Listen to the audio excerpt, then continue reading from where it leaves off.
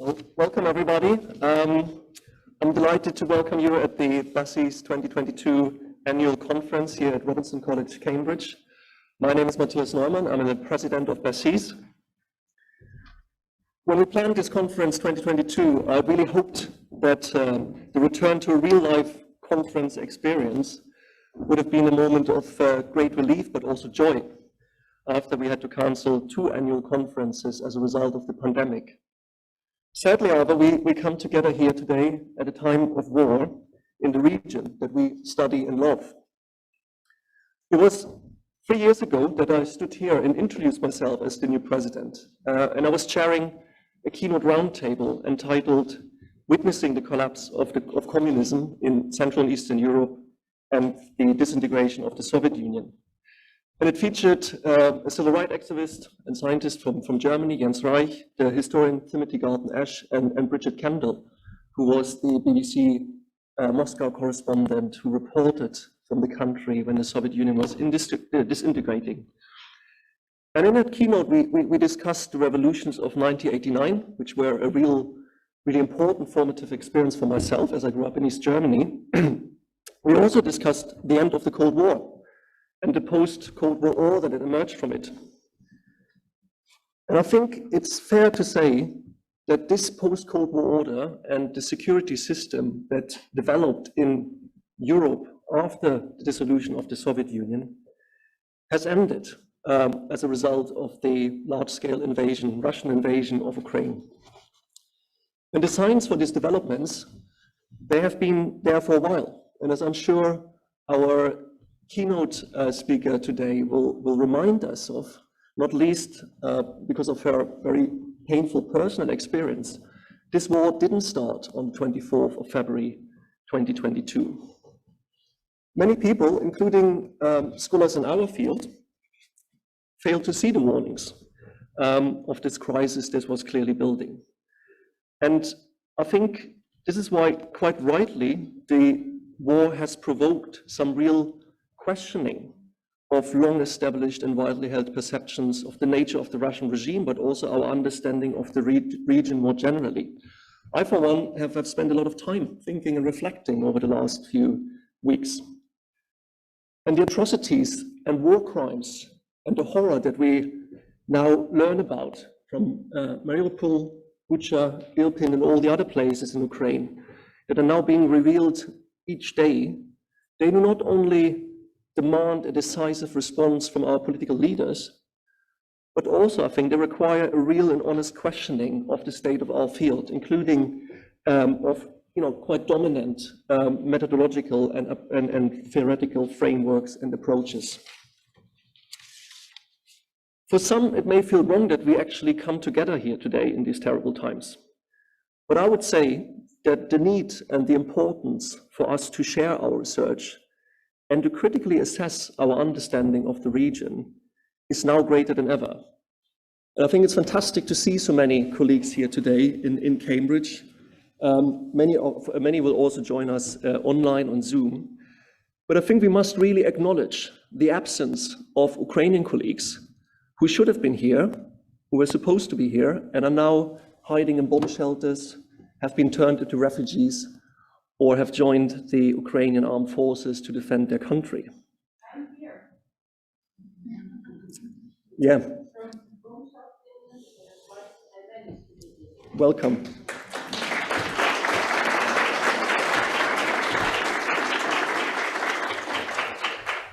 And I want to give a shout out to 2 dear friends of BASEES, because it's always about the people.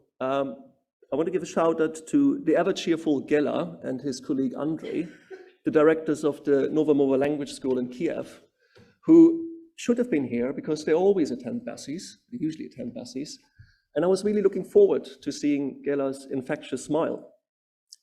I reached out to them over the last few weeks, as I'm sure many of you have done to colleagues and friends in Ukraine.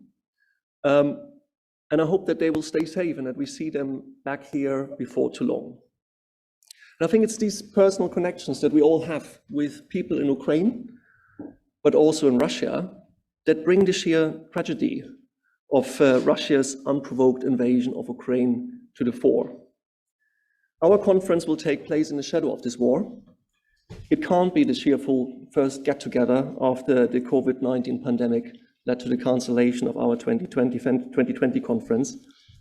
But I think it's important to come together in these times. And I would encourage all colleagues to use the conference as an opportunity to stand united against Russia's criminal war against Ukraine and show solidarity with our Ukrainian colleagues and the Ukrainian people. In this spirit then, we decided and we wanted to foreground Ukrainian voices throughout the conference and also showcase some of the excellent research that is being done on the region. We should all use it to learn more about Ukrainian people. It's thus a great honor for me to welcome Dr. Olesya Khromeychuk, the director of the Ukrainian Institute in London, to give the opening keynote lecture at BASEES 2022.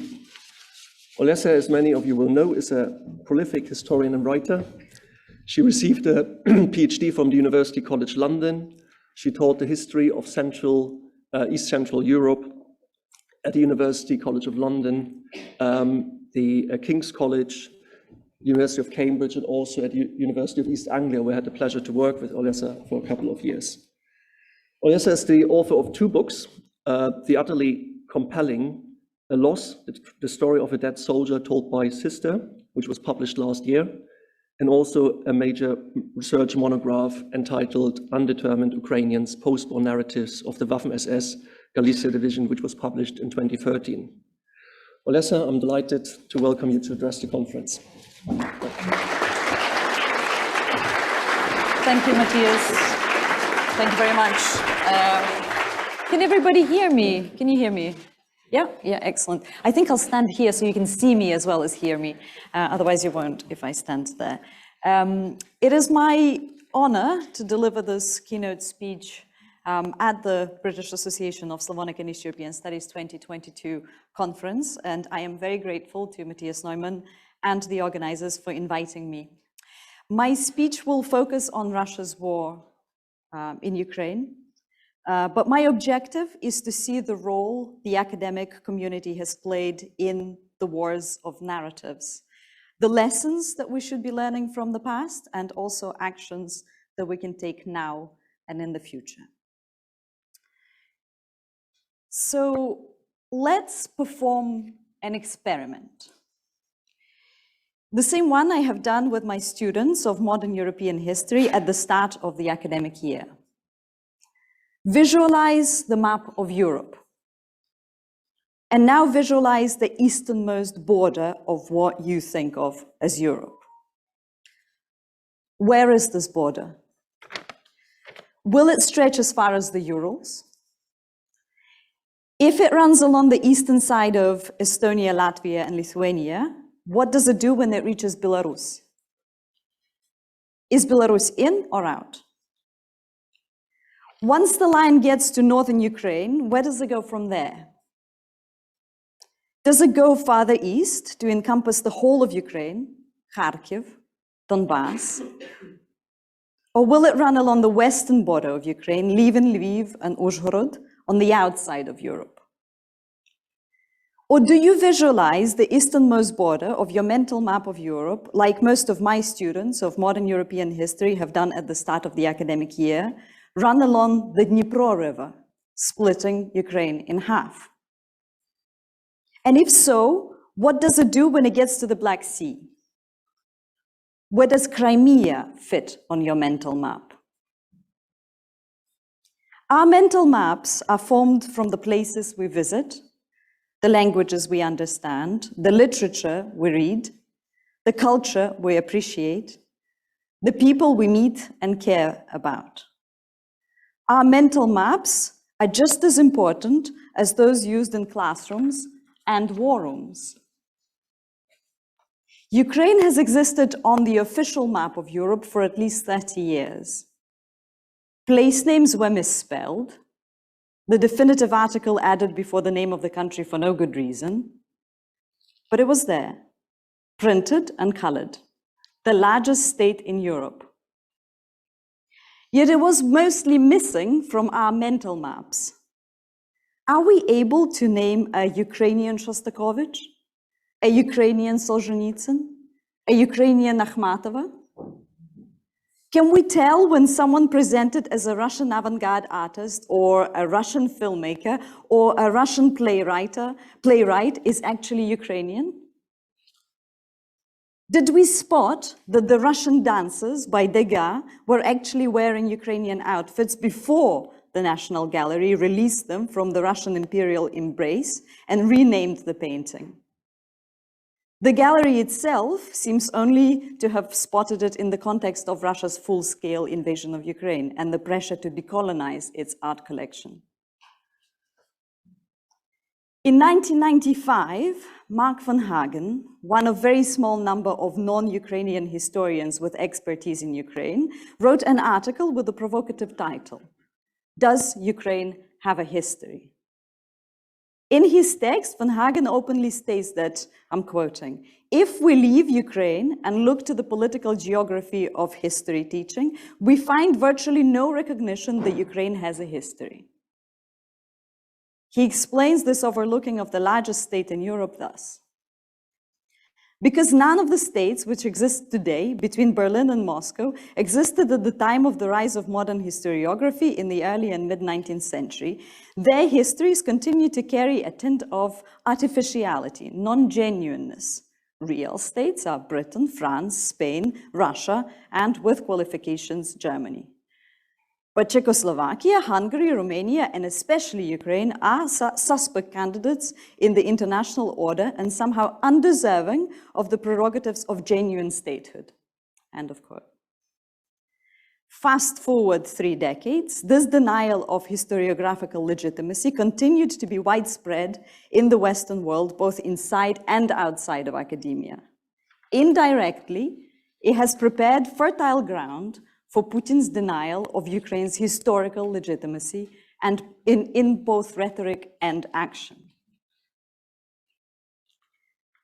More than a decade ago, a young aspiring historian writing about Ukraine's experience of the Second World War, I was told by many academic well-wishers to expand my analysis to proper nations, in particular Russia. "But I want to study Ukraine," I replied, naively, but honestly.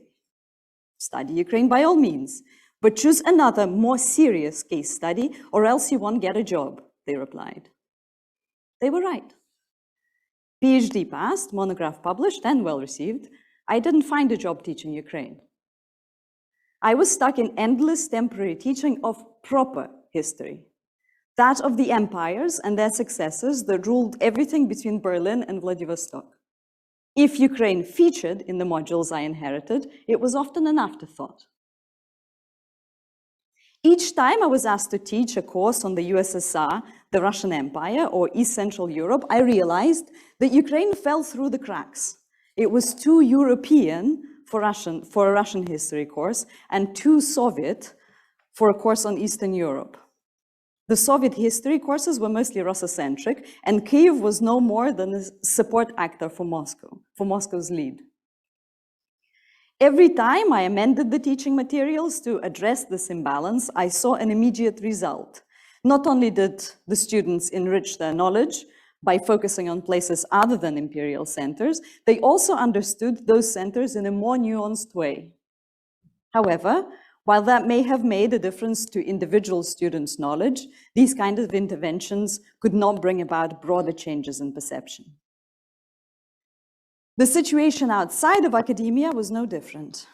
The full-scale invasion of Ukraine by Russia on the 24th of February 2022 demonstrated that understanding of the region among politicians, journalists, and societies more widely was lacking. As the director of the Ukrainian Institute London and a historian, I received numerous requests for commentary in the context of Russia's war against Ukraine. Most of them began by a question asking to elaborate on the actual difference between Russia and Ukraine. The question was well-meaning. It was supposed to debunk Putin's weaponized mythology. But the interviewers were completely oblivious to their being trapped in the imperialist framework, even when they were trying to give Ukraine a voice. This framework was cultivated by years of uncritical reading of Russia and aggressively propagated by Putin more recently. Weary of giving a proper answer, starting with Volodymyr the Great and ending with Volodymyr Zelensky for umpteenth time, I asked one journalist a question in return. What exactly is the difference between Ireland and England? Instead of an answer, I heard a nervous giggle. We have mostly figured out the inappropriateness of asking such questions related to Western empires. But we are not yet as skilled at seeing the same inappropriateness when it comes to other empires. It soon became obvious that even in the middle of a full-scale attack, Western observers viewed Ukraine simply as an object in a geopolitical game where agency lies with Russia and the collective West. Some were beating their chests and saying, yes, Ukraine's agency has been overlooked. We will have no more conversations about Ukraine without Ukraine. And that is what many universities said after the 24th of February too, which meant that I received an invitation to join a panel on Ukraine almost daily. Because there are so few Ukraine experts in the West, or at least few are on universities' radars, many panels went ahead either with no Ukraine experts present, or at least with no in-house Ukraine experts. The question we need to ask ourselves in academia, in the curatorial rooms of galleries and museums, in think tanks, on political advisory boards, is why, until Ukraine was attacked, had we not thought of ensuring that we have in-house expertise on the largest country in Europe? Why had we thought of a nation of over 40 million as small and insignificant? Why had we chosen to dismiss its culture as minor? Why had we decided that learning Ukrainian language was pointless because they all speak Russian there anyway? That is also what Putin said. The answers to these questions are likely to be uncomfortable. They are likely to speak of our own prejudices and conscious and unconscious biases.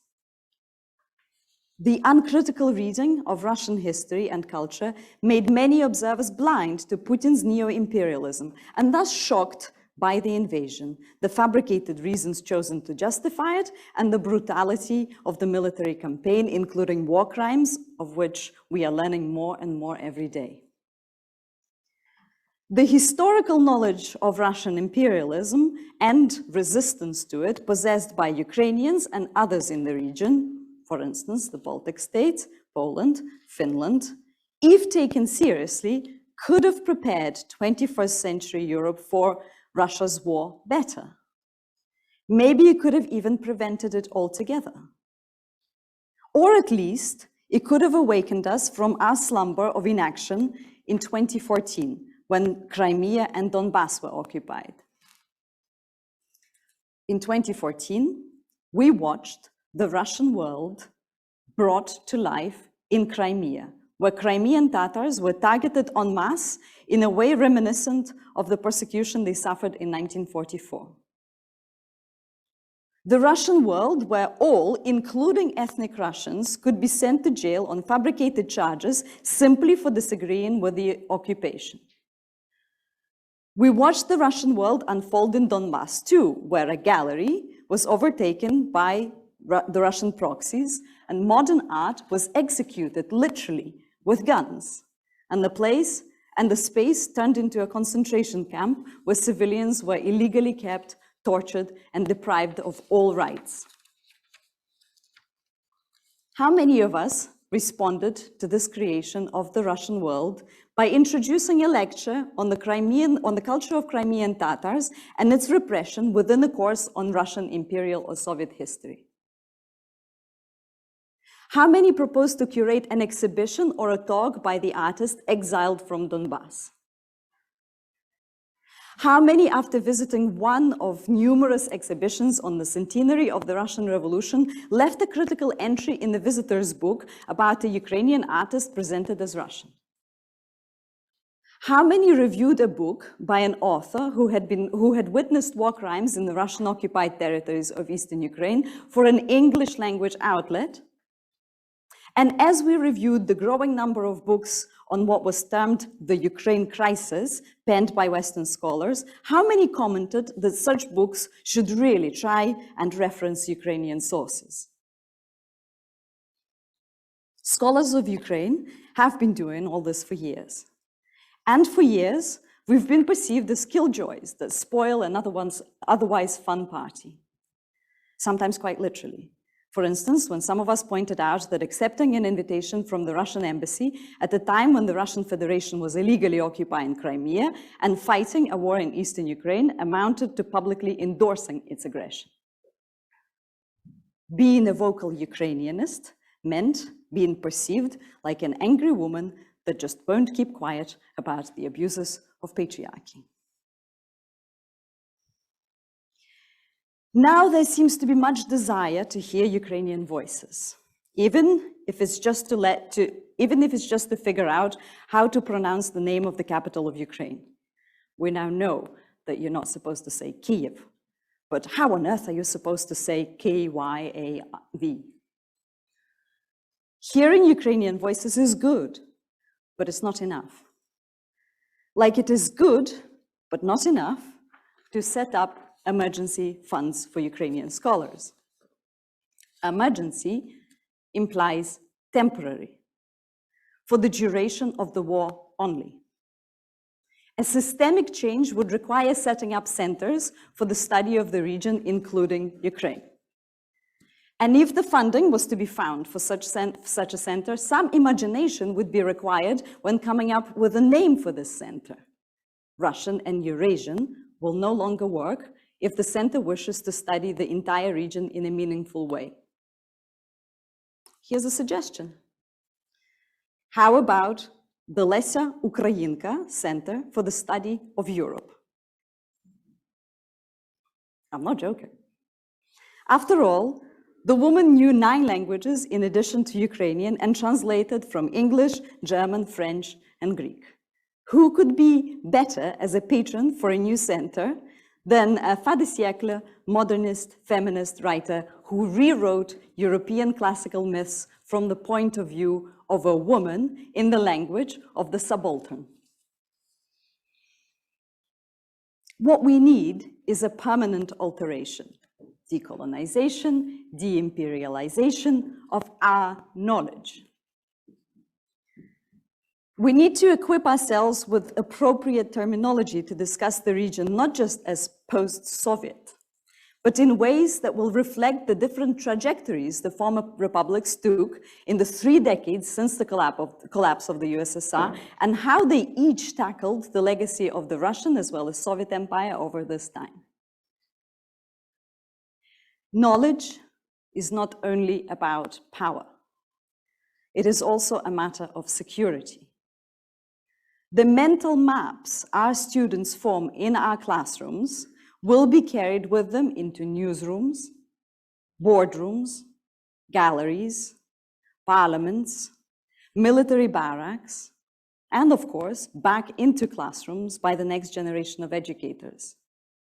If Ukraine does not exist on these mental maps, its existence on the actual map of the world will continue being at risk.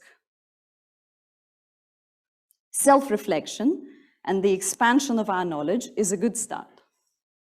But that too is not enough. I have seen scholars of Russia who wish to improve their understanding of Ukraine lament that they cannot become scholars of Ukraine overnight. But that is not what they are asked to do. In fact, they are asked to do the opposite, to not try and explain Ukraine, to not speak on panels on Ukraine unless those panels have Ukraine experts, and not just one expert tucked on at the end to tick the box of a Ukrainian voice, like a woman scholar who discusses gender on the panel scheduled last on the last day of the conference. Inclusivity is not about adding all subjects to the list. It's about making sure that the discussion is fair. And that means using our scholarship in a politically responsible way. It is scholars of Russia who were well placed to warn us that widespread support of Putin's annexation of Crimea inside Russia meant that the Russians could be expected to show the same widespread support and not condemnation of Putin's so-called special operation of shelling civilians, looting and pillaging in Ukraine. It is scholars of Russia who could have warned us that annual Victory Day parades, which included driving around in cars with stickers that said, "To Berlin for German women," or "We can do it again," were not just some sort of Russian peculiar way of commemorating the Second World War. That there was a chance that they would do it again. Not taking the Russian Pobedobesiye seriously, a violent Victory Day frenzy, complete with rape culture, hate speech, and glorification of violence, is the result of our acceptance of the vision of Russia, not as a perpetrator, but as an ally of the West, a victor and a victim of the Second World War, and thus not obliged to face up to the crimes committed by its own government and its own army. The very choice of the Russians to reject the term the Second World War in favor of the anachronistic Great Patriotic War should have set off alarm bells, as it pointed out that for them the last war began in 1941 when Hitler attacked the USSR, not in 1939 when the USSR attacked Europe together with Hitler. The Russian army, formed out of the remnants of the Soviet army, never reformed. It kept on the legacy of the Soviet armed forces, which, with its cult of violence, bullying, acceptance of war crimes, and disregard for human life, not only that of the enemy, whether military or civilian, but of its own personnel. It perfected this criminal behavior in Chechnya, in Syria, and for the last 8 years in Ukraine. But it is the Ukrainian armed forces that are being dissected by journalists and scholars today. Does Azov hold far-right views or does it not? I've seen that discussion in a great many articles I read about Russia's war in Ukraine. Few texts point out that not so long ago, in 2019, already after Putin attacked Ukraine, and already after the formation of Azov, and in fact its incorporation into the National Guard, all nationalist parties put together received about 2% of the vote in Ukraine, which meant that they did not meet the 5% threshold and did not get into parliament. Few point out that at the same time, in France, Italy, or Germany, the far right won between 10 and 17% of the vote. Even fewer contemplate what ideology drives the Russian soldiers who are sent on the mission to denazify Ukraine, to kill the very Russophone civilians they are meant to liberate from their Jewish Russophone president. The ideology that drives them not only to kill Ukrainians by shelling the cities, claiming that they had been aiming to kill the infamous Azov fighters, but by shooting civilians with their hands tied behind their backs in the back of their heads. Could the great Russian culture have anything to do with this ideology? Surely, it's the fault of Putin, not Pushkin. Many in the West are reluctant to boycott Russia, especially Russian culture. It seems too violent a move to many. Let me make a different suggestion.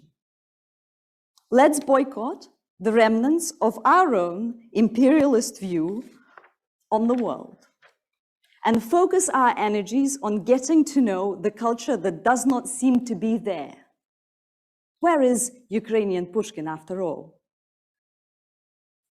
If he doesn't exist on our bookshelves, does it mean that he doesn't exist at all? And if he does exist on our bookshelves, he might be there by accident. Once I got excited in a London bookshop when I spotted a book with Taras Shevchenko, the 19th century Ukrainian romantic poet, the father of the nation, on the cover. I thought a badly needed translation of Shevchenko's Kobzar must finally have been published. When I picked it up, it turned out to be Dostoevsky's The Brothers Karamazov. The publisher must have thought that a mustached man in a big coat and furry hat will do for the cover about the mysterious Russian soul. You can still get that edition, by the way, I checked. Тарас Шевченко, Леся Українка, Іван Франко, Ольга Кобилянська, Майк Йогансен, Микола Куліш, Василь Стус, Ліна Костенко, Оксана Забушко, Борис Херсонський, Сергій Жадан, Олена Стяжкіна, Ірина Шувалова. This literature is not on our shelves, not because it's not worth it. It's because its existence has been systematically undermined through political repression, as well as scarce linguistic knowledge and chronic lack of funding for translations. The biggest threat for it, however, is that our cultural appetite for the whole of Eastern Europe is easily satisfied with Dostoevsky. The sudden appearance of Ukraine in the limelight has not necessarily brought about betterment of our understanding of the country. Paradoxically, Western admiration of and surprise at Ukrainian bravery in the face of Russian aggression can be indicative of the limited knowledge we possess about Ukraine. When we admire the resilience of Ukrainians, let us think of what turns ordinary people into heroes. What would it take for us, civilians, perhaps pacifists, to pick up arms or at least to donate all we can to the army? I don't know what drove my brother, a civilian, an artist, a reader, to enlist in the army in 2015. But I know it wasn't the desire to become a hero, especially a dead hero. Glorifying Ukrainian resilience without understanding its roots is another form of misunderstanding the country and its people. The root of that resilience is the intolerance of oppression, both historic and recent. It's the knowledge that although Ukraine is the largest country in Europe, people still don't see it, and perhaps wouldn't even notice it if it disappeared from the map. It is thus up to Ukrainians, all 40 million of them, to make sure that that country stays on the map, with its borders intact. It is up to us to make sure that it appears at least on our mental maps, and that it stays there, with its borders intact. I would like to end this speech by introducing you to a piece of new Ukrainian literature, created during, about, and because of Russia's war in Ukraine. It places Ukraine in the middle of the map used for imperial conquests, both historic and current. Some of you know the author. She wrote her doctorate here at Cambridge on the songs of war. She's from Kyiv. Her name is Irina Shuvalova. She wrote this poem on Thursday, the 31st of March, the 36th day of Russia's full-scale war on Ukraine. I will read it in the original first, and then in my English translation.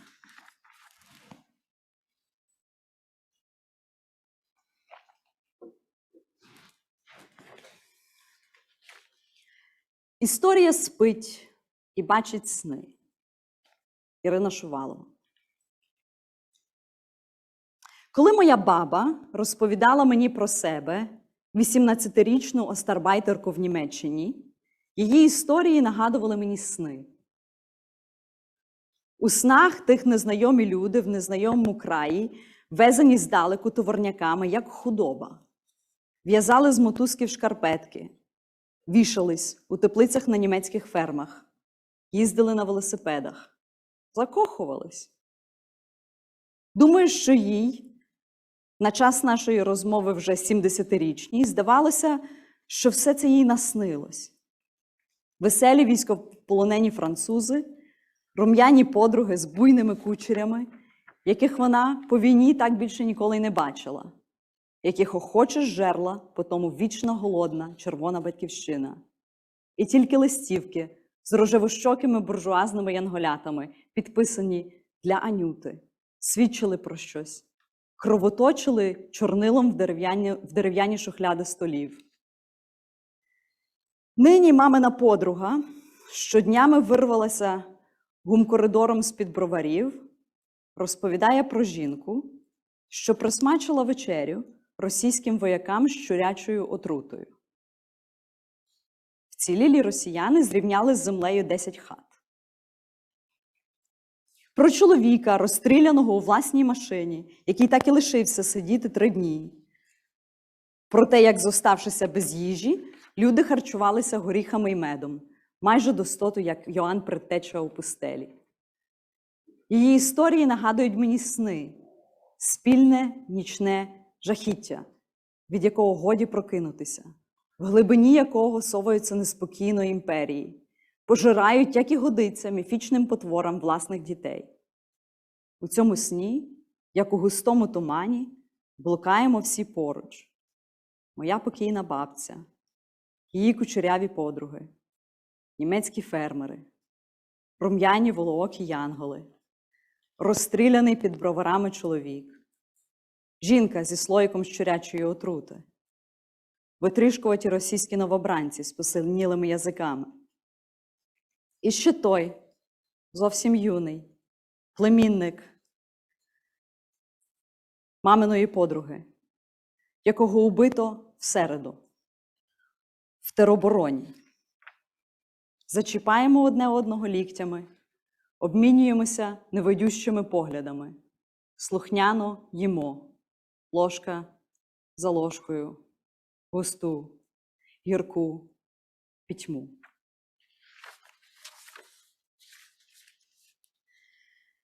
History Sleeps and Dreams by Ірина Шувалова. When my grandmother told me how she, at 18, was an Ostarbeiter in Germany, her stories seemed like dreams.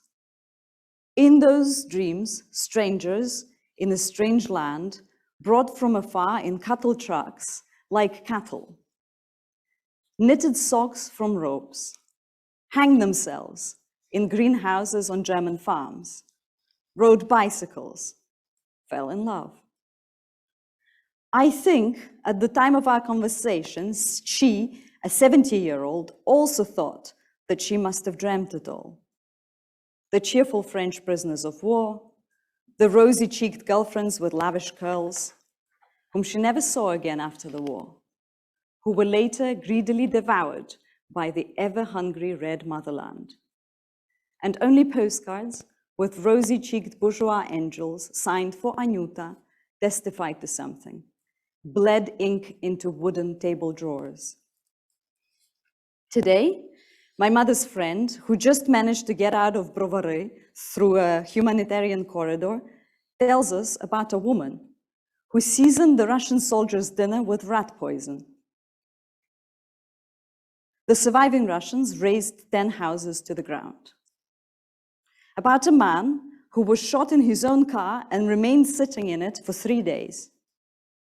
About how, when they ran out of food, people ate nuts and honey, almost like John the Baptist in the desert.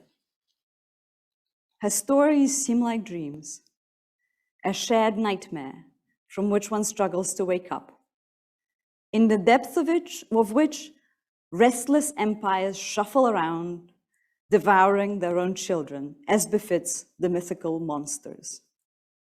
In this dream, like in a thick fog, we all stumble around, side by side.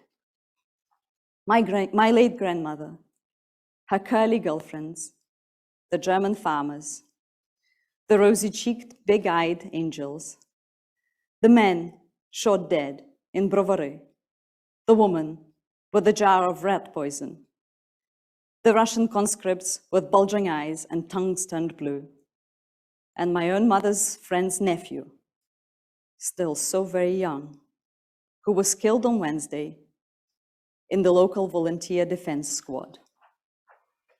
We rub elbows, we exchange unseen glances, we eat obediently, spoon after spoon, this thick, bitter darkness. Slava Ukraini.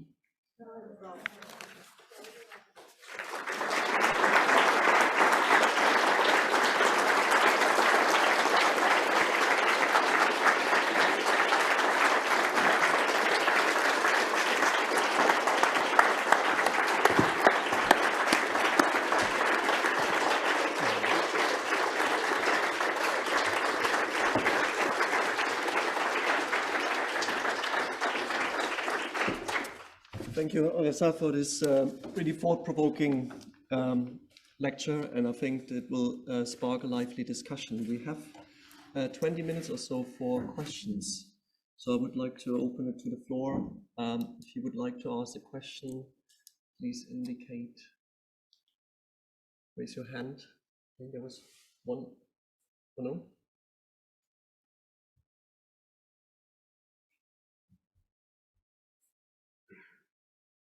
Well, that's never happened before. I don't know what to make of it, to be honest. Here's a question here.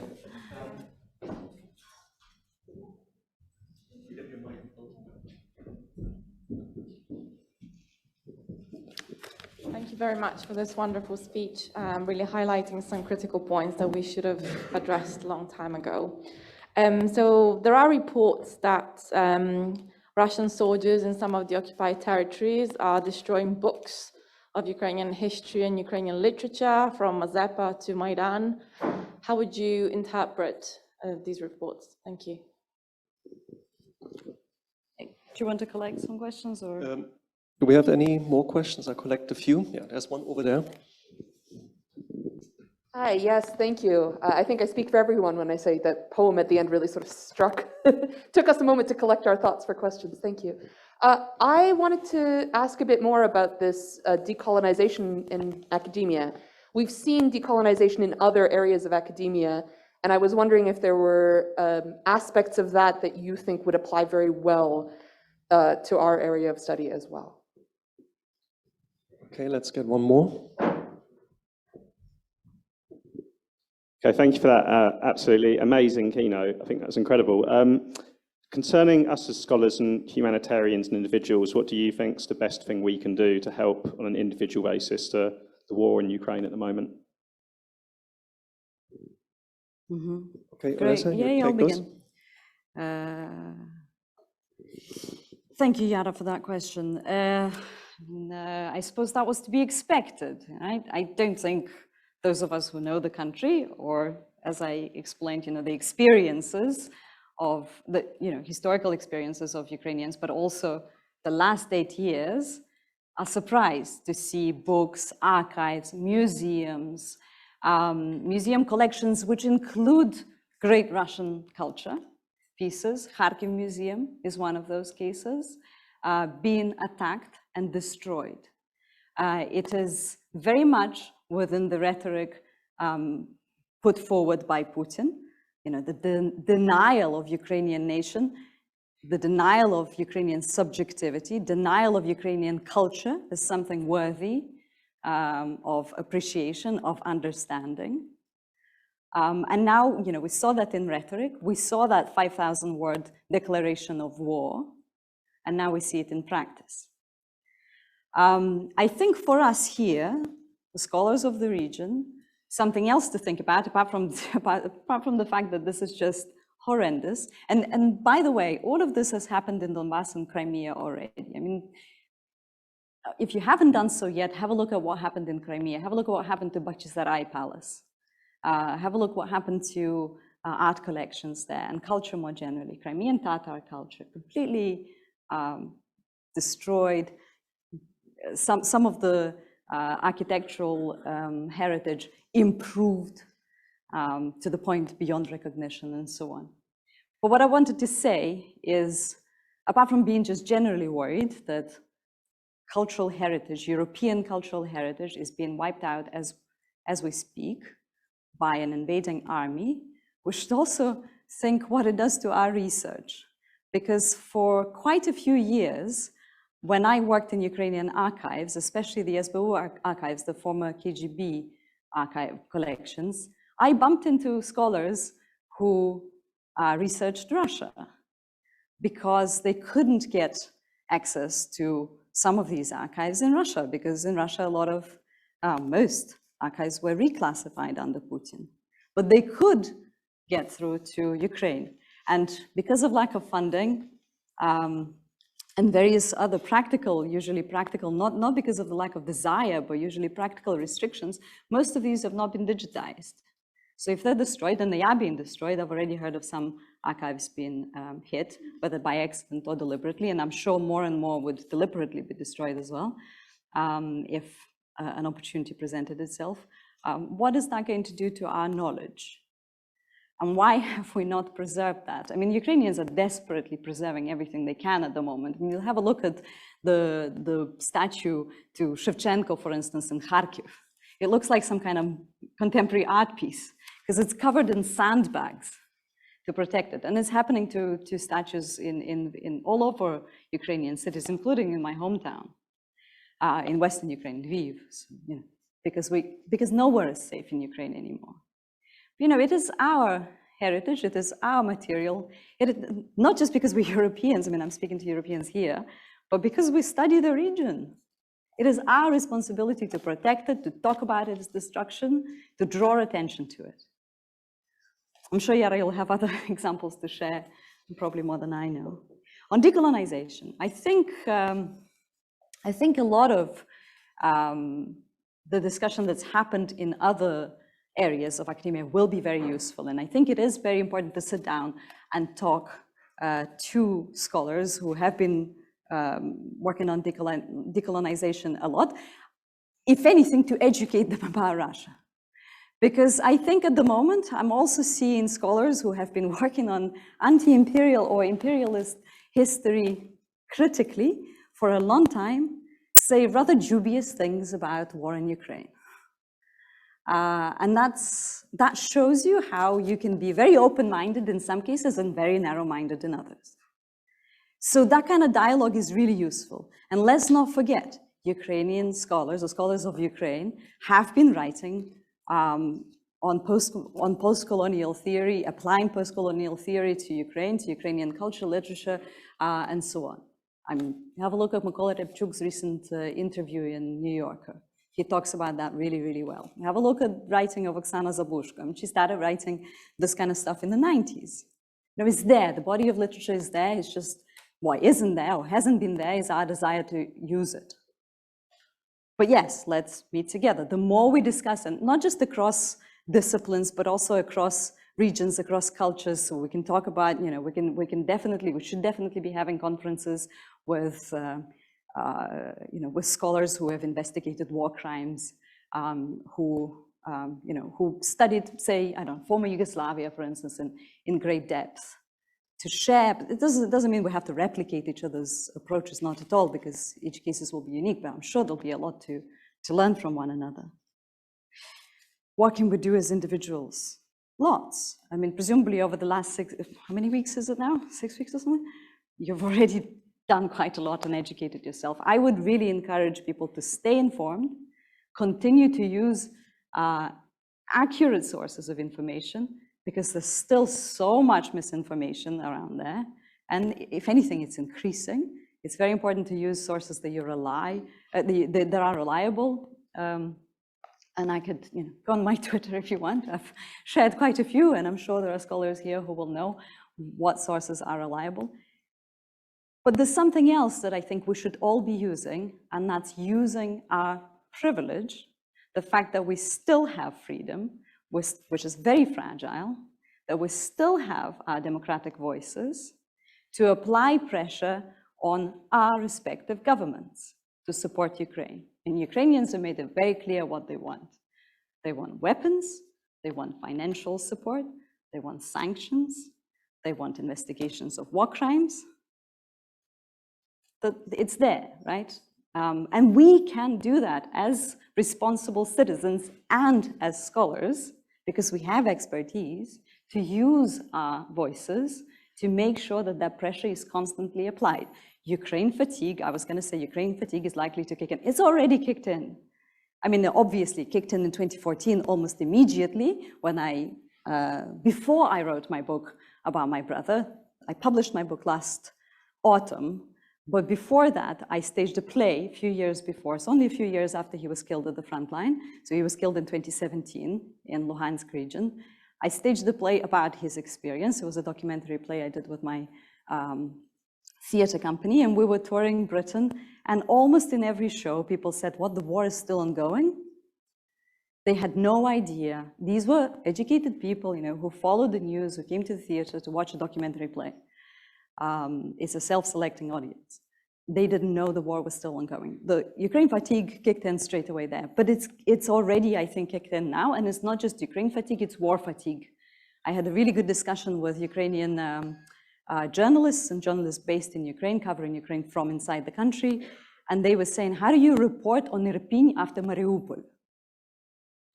You know, and also, how do you report on Mariupol? Because there's this feeling that once you told one horrendously tragic story, people don't want to hear another.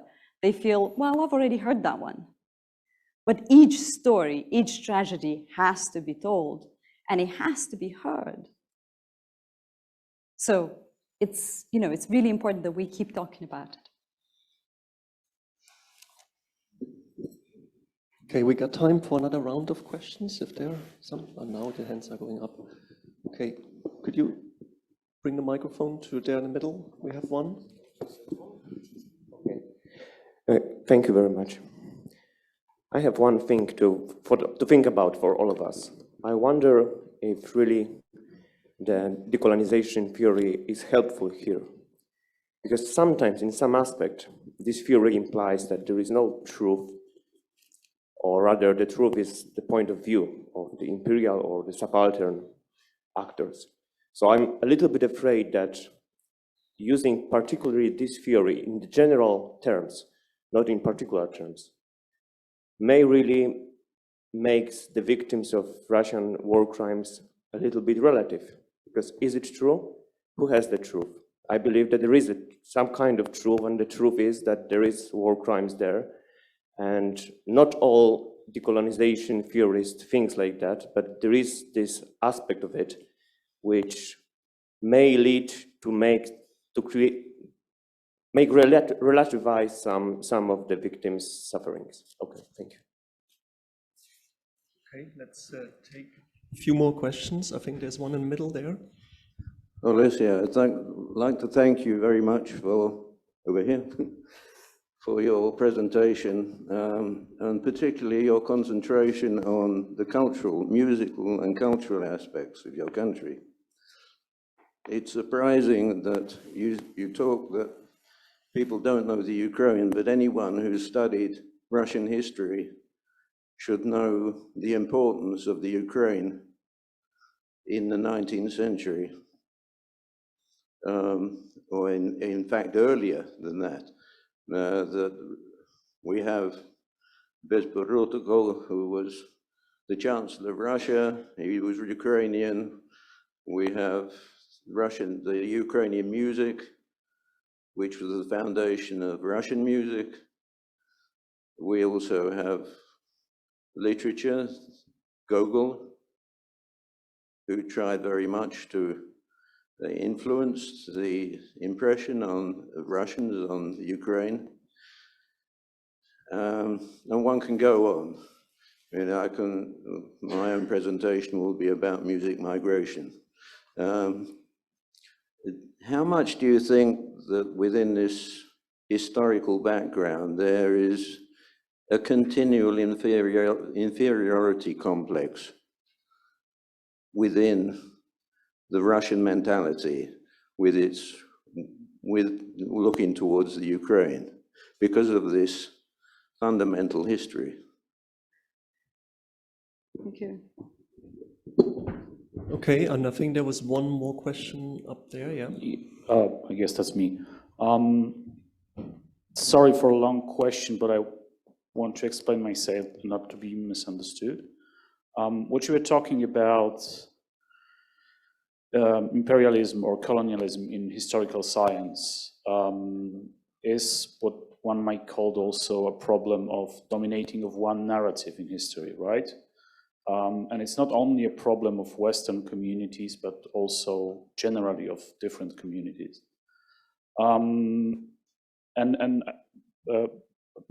There is a problem with money, with grants, and with hierarchy in academia, apologies, and as well of a political approach to history that exists in different countries and places. Sometimes it's stronger, sometimes it's weaker. In Poland we have this, and to be fair, the job that was done by Drahoj Druh Wiatrowicz wasn't also a very good job, in my humble opinion. Wiatrowicz, did you say? Did you say Wiatrowicz? Wiatrowicz, yes, yes. So the question I'm arriving to, painfully, is, don't you think that the problem lies also in the whole hierarchical structure of universities and science as it is? Thank you. Thank you. Maybe I'll begin so I don't Yeah, I forget. think there was one more, and that will be it. Okay. Probably then. Yeah, As sure. we run. Yeah, sorry. Yeah, thank you very much for your stunning talk. I have just like a small remark, but also a question. I'm very thankful for your ideas about decolonization and decentralization of East European studies. I think it's very important. And I also wanted to add that it's important also to decentralize and kind of de-imperialize the Russian studies itself, because, you know, when, as I see it, when there are like courses on Russian culture or talks on Russian culture, it's mostly like Moscow and St. Petersburg culture, and Russian studies are very much Moscow and St. Petersburg studies, but, you know, there are so many other peoples and places in Russia. And I think this is also an important talk, considering the war in Ukraine, because as we know now, many people, many soldiers in Russian army who came to Ukraine, they are actually from the, how it's called, provinces. I think it's a very bad word to call it, but they are from the provincial places, you know, and they are from the minorities like Burats, right, like Tatars and so on. And this is actually says a lot about the logic of the Russian Empire, right, and imperialism, how it uses subalterns and, you know, make them kill the other subalterns and create this aggression, right? So yeah, I was just wanted to add this and ask, what do you think about this? Thank you. Great, thank you very much. Forgive me if I don't answer your questions directly. It's not because I don't want to, it might be just because of the way I understood your questions. On decolonization, whether the framework is helpful. Do you know what? Well, why don't we talk about it? Is it helpful to apply it? Why don't Russian experts or experts of Russia test it out, talk about it? I haven't, correct me if I'm wrong, but I haven't seen a conference like this one, getting everybody together who studies Russia on Russian imperialism in history, in culture, in present day. Let's talk about it. I'm sure there will be a lot of really good discussions there. There will be a lot of arguments whether decolonization, where post-colonial theory and so on fit in, whether they work or not. For now, I would encourage everybody, if you're serious about contemplating decolonization of our knowledge, as I said, then hear the subaltern. Make an effort, focus, yeah? Focus on all of these empty shelves that we all have at home, yeah, and fill them. That would be the best thing before we begin to think about theories that are useful or not useful, or as we are thinking about theories. And as you're filling them, you will see that you will be filling them with theories too that come out of Ukraine, because we've been thinking about this for a long time. Russian history, importance of Ukrainian Russian history. Yeah, of course. I mean, you occasionally see references to Ukrainians who have been formative in one form or another, usually strengthening the empire. You mentioned Gogol. I wonder how many people immediately realize his Ukrainian roots, and also how he's being used as a figure in Russia, and how he's been perceived as a figure in Ukraine are very different perceptions. For instance, I have a postcard which is more than 100 years old. I don't remember the exact date, it's a shame I missed it, which has Gogol on it, as well as lots of other men. All of them are men, of course. And at the back it says Великие русские писатели. Right? Obviously. So the issue I have is not so much that, you know, Ukraine doesn't exist in Russian studies at all, is how it's being perceived. Is the attitude of the Russian Empire or the Kremlin in the Soviet Union, perceived, discussed, studied critically in history classes and literature and so on. When we look at Pushkin, do we read Bakhchisarai critically? Do we read Poltava, which is, one of the biggest masterpieces, thinking why it was written the way it was and what impact it has until the present day, that perception of Ukraine, or Brodsky for that matter. I actually have a printout of the poem written in 1991, in case you haven't seen it, in where he talks about Ukraine. I don't even want to cite it. It's extremely offensive. Do we talk about this? No. Do we talk about the Soviet Union and perestroika, for instance, that I taught so many times, and mention that in the 80s, in Gulag, there was Vasyl Stus, a Ukrainian dissident, and he was killed in Gulag in the 80s? No, we focus on perestroika, we focus on Moscow, we focus on glasnost. We might talk about Chernobyl, and that's how Ukraine features. But we don't talk about the repression coming out of the center and the reaction to that repression, because Stus is not just about a dissident who was killed, it's the legacy of defiance, what I was telling you earlier. On the Maidan, and since the Maidan, Stus's face was absolutely everywhere, as an inspiration to the protesters. Shevchenko, "Борітеся se поборете, fight you shall prevail." It's no longer some kind of overly romanticized line from a 19th century poetry. It's real. We mean it. Yeah, so I don't know if it's about inferiority complex. For me, it's about Russian imperialism rather than inferiority complex. Right, I wrote something and now I have no idea what I wrote. Domination of one narrative. Hierarchy, is that right? Sorry, right. And you mentioned something about Vyatrovich. By the way, if you read anything I wrote while Vyatrovich was still in his position, Vladimir Vyatrovich is former head of the Ukrainian, what's it called again? It's the Institute of National Memory. Sorry, I've not written about it for so long that I forgot what it's called. And yet that was something that I was writing about constantly when he was still in place in that position. Had a very nationalistic, uncritical position of view of Ukrainian history. And believe me, there were at least as many historians who criticized his position in Ukraine and outside of Ukraine, definitely probably more outside of Ukraine than those who supported him. We had these discussions constantly, we criticize his work all the time. The current head of the Institute of National Memory, Anton Drobovich, has a completely different view on the work of the Institute and also perception of Ukrainian culture and history and so on. And the interesting thing is both of them have joined the territorial defense units. So that tells you something about Ukrainians, I think. Both of those compelled to actually take up arms and defend their cities. Is it about the hierarchies of narratives? Of course it is. Of course, it's about dominance of one. And forgive me if I misunderstood your question. Very happy to talk to you about it later. The point I'm making is that this discussion and criticism, vocal criticism, a lot of disagreements have created Ukraine we have now. I was teaching the other day on the Second World War, and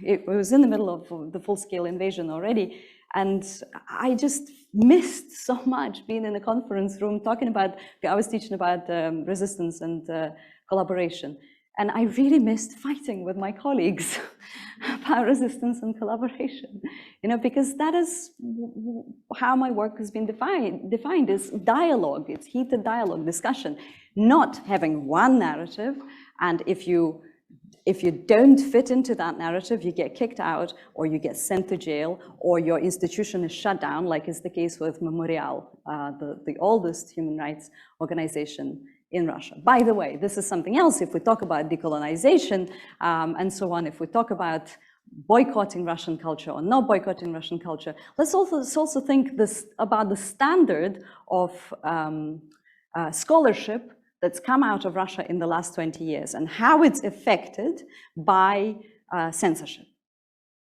It really is very appropriate for historical studies anyway, and I think it's probably very true about culture as well, literature as well.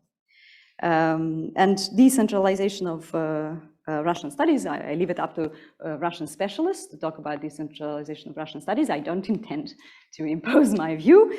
What you said about soldiers being drafted not from Moscow or St. Petersburg necessarily, that's also about class. It's also about poverty. It's also about who is going to take to the streets and who will not take to the streets when the bodies come back. It's a calculated move. Again, it's the center that represses its own people, that fights with cannon fodder. And that has been the case throughout history. And that hasn't changed. And it represses people across. So it doesn't take its own people seriously, and it doesn't give any agency, obviously, to the neighboring nations either. Maybe I'll stop there. Well, thank you very much again, Olesya.